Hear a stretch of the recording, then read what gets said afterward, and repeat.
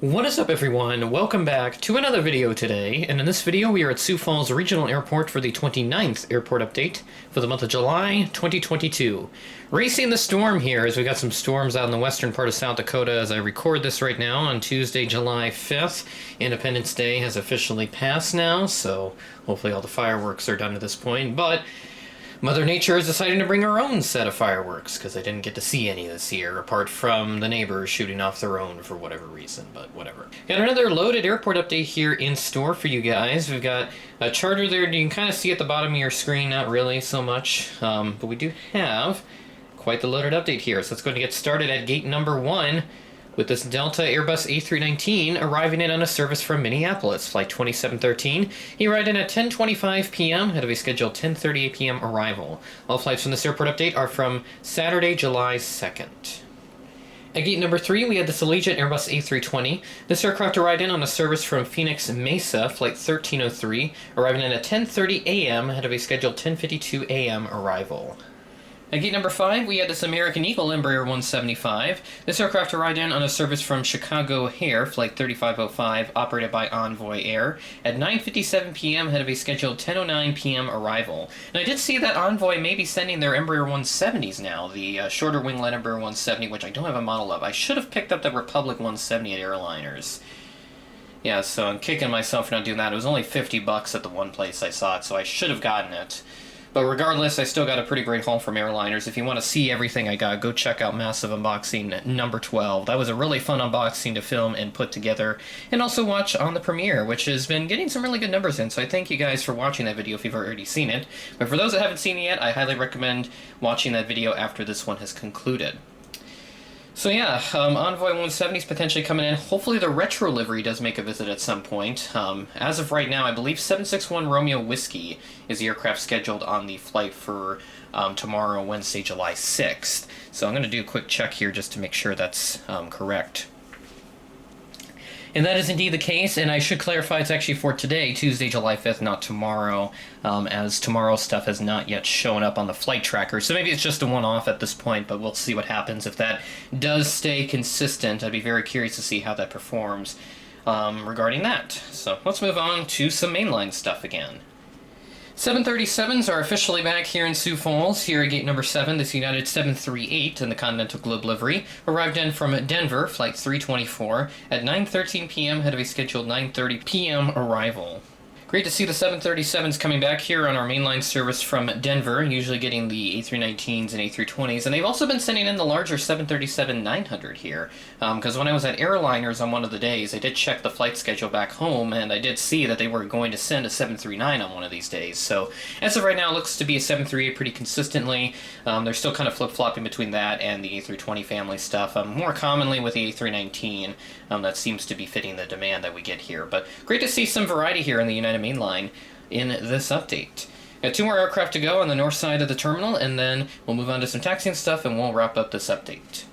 At gate number 6, we had this United Express Embraer 170, operated by Republic Airways. So this aircraft arrived in from Chicago O'Hare, flight 3627, arrived in at 5 p.m. ahead of a scheduled 5:26 p.m. arrival. So great to see that these aircraft are coming back. Seems like they've been in and out of Chicago as of late. They weren't appearing on the flight schedule quite frequently previously, but now it seems like that they are back up and running again. So great to see some more variety from not just the United Mainline, but from some of the regional subsidiary stuff. So nice to see this here. Hopefully I'll get to see one of these in Sioux Falls. I did see a couple of these when I was in Chicago, so more plane spotting content will be out. By the time this video goes out, all the plane spotting content will be out from Chicago, so if you want to go see that, go check that out. And I'll talk a little bit more about that here once we conclude this update. So let's move on to the last aircraft at the terminal. I haven't used this specific aircraft in an airport update in a little while, at least at the terminal. I have used it as it's been around the airport for a little while, but figured I'd bring this back here at the terminal. So, gate 4, we had this Delta Connection CRJ-900. This aircraft arrived in on a service from Minneapolis, flight 4097, operated by SkyWest, at 12:03 p.m. ahead of a scheduled 12:29 p.m. arrival. So good consistency here with the SkyWest stuff on the RJ-9s.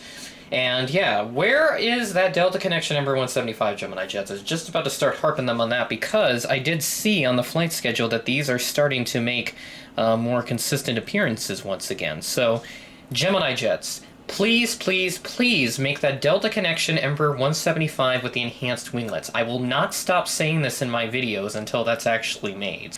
I hope that this is getting the word out, but I don't know what the holdup is, why they're choosing to not release this. I know for a fact that it's been properly produced, and it's sitting in their warehouse, but they've chosen not to release it for whatever silly reason that it could be. So we'll have to see if that ever gets announced at some point this year, but I would like to have it before I'm off to college this fall. So hopefully that is the case, and I don't have to wait until like 2023 or later before that's actually even, you know, teased at, for God's sake. So I don't know where this aircraft is. It's a bit ridiculous.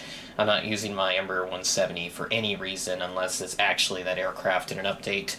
So if we can get that Delta Connection 175, that'd be nice. Now with the Alaska release, they fixed the wing flex, so I'm a bit more anticipated for that release than previously. So maybe that'll come out at some point, but who knows with them. They seem to be off the regional jet craze now. Now that they've released a majority of the good stuff. They've still got some stuff they have yet to do, but that is a critical one that I'm still missing.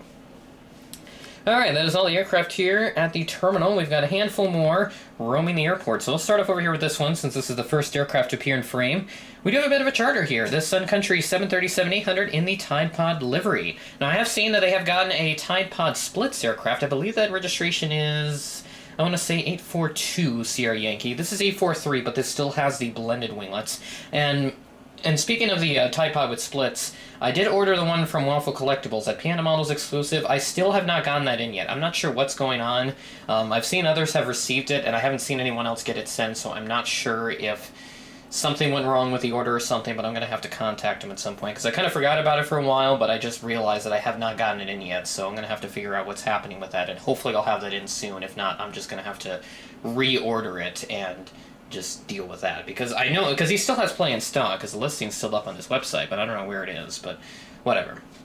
So anyways, this aircraft came in from Des Moines, Iowa, flight 8254, arriving in at 2:53 p.m. ahead of a scheduled 3:02 p.m. arrival. So basically no delayed arrivals or canceled arrivals in this update. So that's got to be a first, I think, because all the arrivals I've gone through thus far have been all ahead of schedule by at least 5 minutes. So that is really great to see. So I think that has to be a first. Someone can go back and check that. There's a lot of airport updates I've done, especially on Sioux Falls, so it will be a bit time consuming. But if someone wants to go back and see if that has happened before, please let me know in the comments. But otherwise, this is the first time that I can recall that all these aircraft have arrived on time by at least 5 minutes ahead of schedule. So that's really great to see. But some of the departures are a little bit delayed, so let's go ahead and take a look at those. Taxiing out of the terminal, about to depart, this United Express CRJ-200 is going to be heading out to Denver, operating on flight 5848 by SkyWest. This departed at 5:17 p.m., delayed from a 4:58 p.m. scheduled departure time. That is a 19-minute delay for this aircraft. So our first delay in this update, but it is a departure, and typically these things are delayed anyway, especially as we go into the winter for de-icing and stuff. That usually delays the departures by quite a bit. So nothing else notable to make comments on with this aircraft, so let's move on to the final one for this update. No cargo aircraft again, because it's basically all the same.